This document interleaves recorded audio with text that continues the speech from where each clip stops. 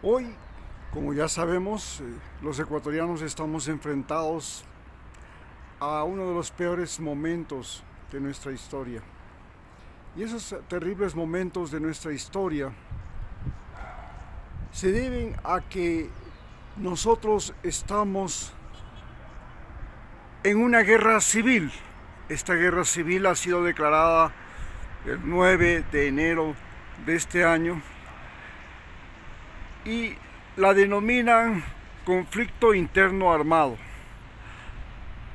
En esta guerra civil, que como todos ustedes se imaginan, hay mucho que perder y poco que ganar, hay un enfrentamiento del ejército y la policía de Ecuador contra las pandillas narcotraficantes que se les quiere hacer pasar por carteles, pero se dice que no son carteles, que son agrupaciones nada más.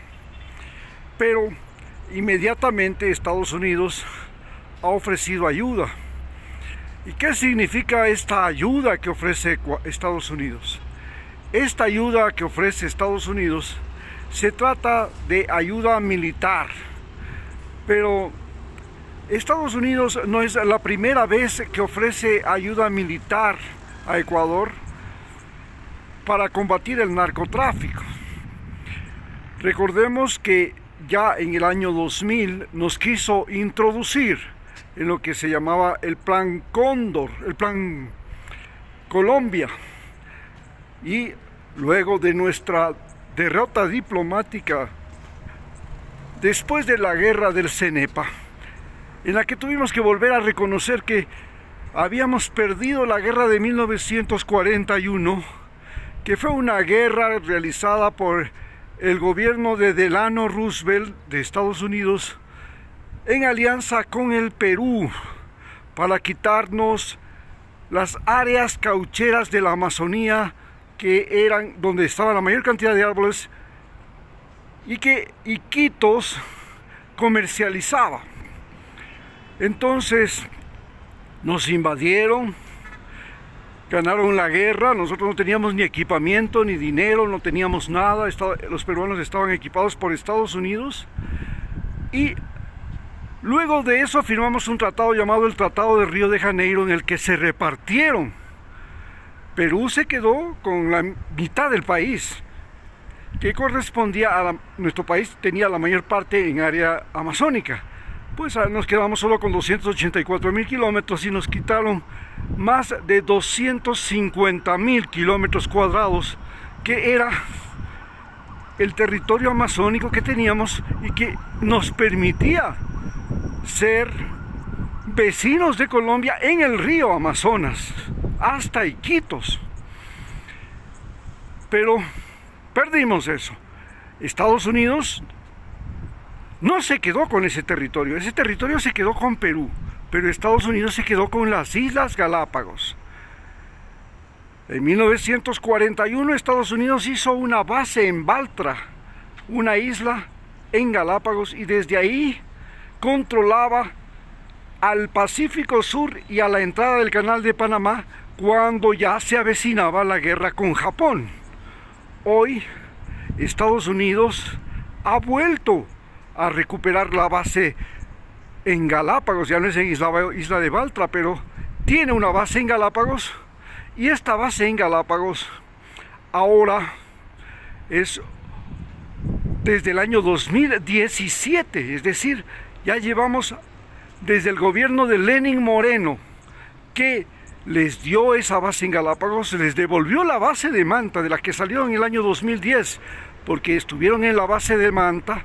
Igualmente, luego desde la firma del Tratado de Itamaraty, en el cual reconocíamos nuestra derrota en 1941, y nuevamente Estados Unidos volvió a Galápagos, y Estados Unidos y Perú se quedó nuevamente con el territorio ecuatoriano que reclamábamos en la Amazonía. Desde ese tiempo, año 2000 hasta el año 2010, Estados Unidos fue el dueño de Galápagos, y nuevamente fueron sacados de allí por Rafael Correa volvieron ahí con Lenín Moreno y están ahí desde el año 2017. Se pueden imaginar, 2017 hasta la fecha. Se suponía que venían acá y también a la base de Manta, de donde salieron en el 2010, luego del convenio ese, que desde el 2000 hasta el 2010 les permitió estar en Manta y tener ahí una base militar que se llamaba Puesto de Avanzada en el puerto de Manta. Curiosamente, en el mismo puerto de Manta es donde se originan los choneros, la mayor banda de narcotraficantes de Ecuador. Y esta banda de narcotraficantes, que está ligada al cartel de Sinaloa, lo hace en las narices de los marines de la base de Manta. En el 2010 se va a la base de Manta, pero quedan los choneros que en el 2012 son combatidos por Rafael Correa y les apresa al Fito, que era su líder. Desde ahí el JR y el Fito caen presos en las cárceles. No es cierto que la base de Manta evitó la llegada de los narcotraficantes. Por el contrario, la base de Manta le sirvió a Estados Unidos para justificar, para crear la guerra al narcotráfico. La guerra al narcotráfico y el narcotráfico en general fue usado ya por Estados Unidos en la guerra de Vietnam, cuando creó las contraguerrillas comunistas en Laos. Luego, el narcotráfico fue también utilizado por Estados Unidos en Nicaragua para comprar cocaína a Pablo Escobar, que se la vendía en California, y con ese dinero se financiaron a los contras. Además, se hizo el plan Irán-Contras, en el que Estados Unidos le vendía misiles a Irán y ese dinero lo convertía en cocaína, y con ese dinero, convertido después en armas, se convertía en la guerra contra los sandinistas. Esta guerra fue la que le permitió a Pablo Escobar convertirse en el mayor productor y exportador de cocaína, y el que introdujo la cocaína en Estados Unidos por vía aérea. Así pues, Estados Unidos ha utilizado el narcotráfico para poder poner ejércitos en Colombia, para poder poner marines y soldados en Ecuador y en Perú. Hoy, Ecuador enfrenta a la narcoguerrilla del cartel de Sinaloa y el cartel Jalisco Nueva Generación, junto con los más poderosos carteles de Europa, que son la Andrágueda de Calabria de Italia, que es ahora la más poderosa mafia europea, y su aliado, que son la mafia albanesa. Recordemos que Albania fue parte de Italia.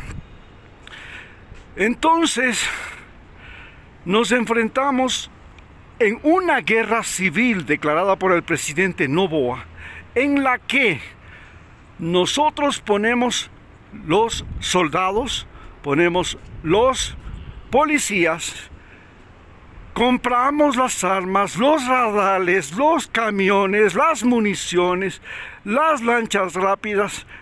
Los narcos, a su vez, proveen a sus representados, que son el cartel de Sinaloa, representado por los choneros, el cartel Jalisco Nueva Generación por los lobos, y entre ellos se disputan, y hay una gran gama de 22 carteles reconocidos por el gobierno, o bandas que están vinculadas tanto a los carteles de México como al grupo Oliver Simes Terra, de las Resiliencias de las FARC en la frontera norte, y recordemos que el grupo Oliver Simes Terra estuvo comandado por el Guacho,